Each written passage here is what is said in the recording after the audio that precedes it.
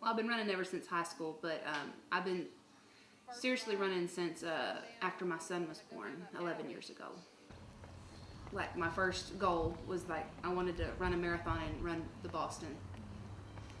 How many times have you been to Boston? This will be my third. Okay. What years did you go before? 2007, 2012, and this year.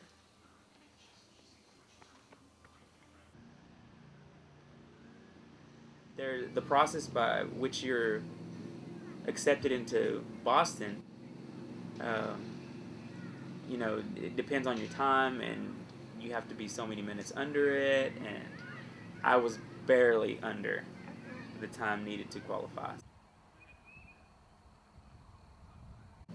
What now? Whenever you first qualified in Seattle, what was that feeling like for you to have qualified?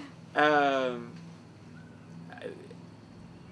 Gosh, I was probably a little bit overjoyed and in disbelief, but at the same time, because my time wasn't um, what I needed it to be exactly, I was a little bit more stressed out.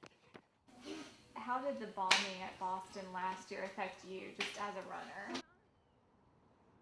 And I remember my sister texted me I just got done working out, and she texted me, "I'm glad you're not at the Boston Marathon this year." And I'm like, well, that was, I wish I was, Yeah. but then I didn't know until she called me and was like, "No, there was a bombing." And I'm like, "What?" So I was almost home, and I came home and I turned the TV on, and I just couldn't. And I mean, I started crying just because it's just hard to think that somebody would do that kind of thing.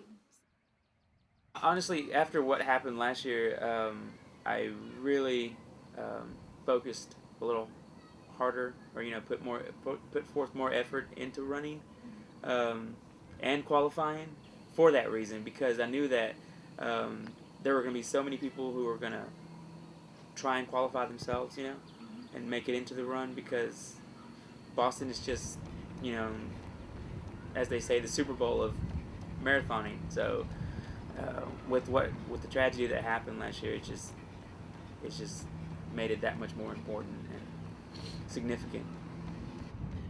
We want to show the world and those people, the people that did the bombing, that nothing can stop us runners. We will continue to run no matter what.